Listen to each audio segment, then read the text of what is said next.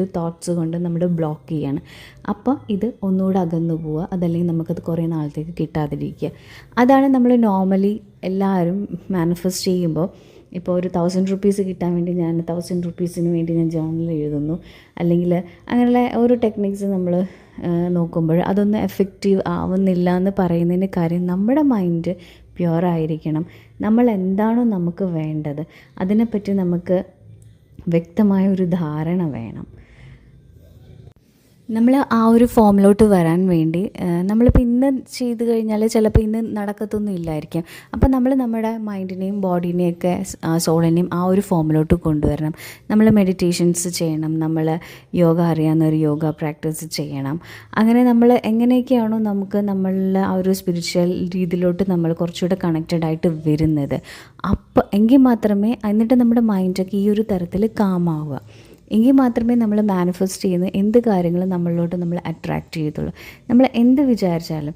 പിന്നെ അതുപോലെ തന്നെ നമ്മൾ മാനിഫെസ്റ്റ് ചെയ്ത് കഴിഞ്ഞാൽ നമ്മൾ ആ കാര്യം അതോടുകൂടെ അങ്ങ് വിട്ടേക്കുന്ന ഇന്നിപ്പോൾ ഞാൻ രാവിലെ എഴുന്നേറ്റു, ഞാൻ മാനിഫെസ്റ്റ് ചെയ്തു, എനിക്ക് വേണ്ട കാര്യങ്ങളൊക്കെ ഞാൻ അത് വിഷ്വലൈസ് ചെയ്തു, എല്ലാം ചെയ്തു. ഇത് കഴിഞ്ഞ് ഞാൻ അതിനെപ്പറ്റി കംപ്ലീറ്റ്ലി ഞാനത് മറന്നു. ഞാൻ പിന്നെ അതിനെപ്പറ്റി ആലോചിക്കുന്നേ ഇല്ല.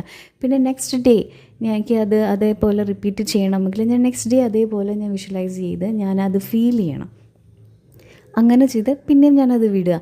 അങ്ങനെ നമ്മൾ അതിനെ വിടുന്ന അനുസരിച്ചാണ് നമ്മൾ അതിനെപ്പറ്റി നമുക്ക് എപ്പോഴാണ് അതിനോട് ആവശ്യം കൂടുതൽ തോന്നുന്നത്, അപ്പോൾ ആ ഒരു കാര്യം നമ്മളിൽ നിന്ന് അകന്നു പോവുകയാണ് ചെയ്യുന്നത്. എനിക്കിപ്പോൾ ഒരു വീട് വേണം, അതെൻ്റെ ഒരു ആവശ്യമാണ്. എപ്പോഴും വീട് അത് കിട്ടുന്നില്ല എടുക്കുന്നില്ല എന്ന് പറഞ്ഞുകൊണ്ടിരിക്കുക, അത് നമ്മുടെ ആവശ്യം നമ്മളങ്ങ് കൊടുക്കുകയാണ്. അപ്പോൾ അത് നമ്മളിൽ നിന്ന് മാറിപ്പോവും.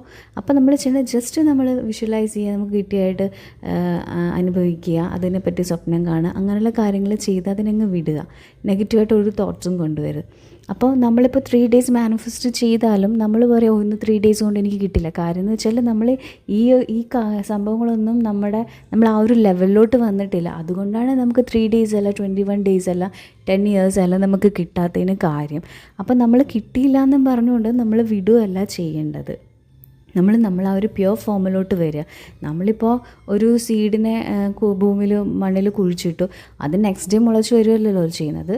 അതിന് മുളച്ച് വരേണ്ട ആ ഒരു ടൈം എടുക്കും അത് വരാൻ ഭൂമിയിലോട്ട്. അതുപോലെ തന്നെ ഓരോ പ്രോസസ്സിനും ഓരോ ടൈമുണ്ട്, അതിനനുസരിച്ച് അത് വരത്തുള്ളൂ. അപ്പോൾ നമ്മൾ എന്തോരം നമ്മുടെ മൈൻഡ് ആൻഡ് സോൾ നമ്മൾ ഈ ഒരു മാനിഫെസ്റ്റേഷന് വേണ്ടി നമ്മൾ ചെയ്തിട്ടുണ്ട്, എന്ത് പ്യുവർ ഫോമിലാണ് ആ ഇതിനനുസരിച്ച് അതിനെ ഡിപ്പെൻഡ് ചെയ്താണ് നമുക്ക് യൂണിവേഴ്സ് ഓരോ കാര്യങ്ങളും നമുക്ക് തരുന്നത്.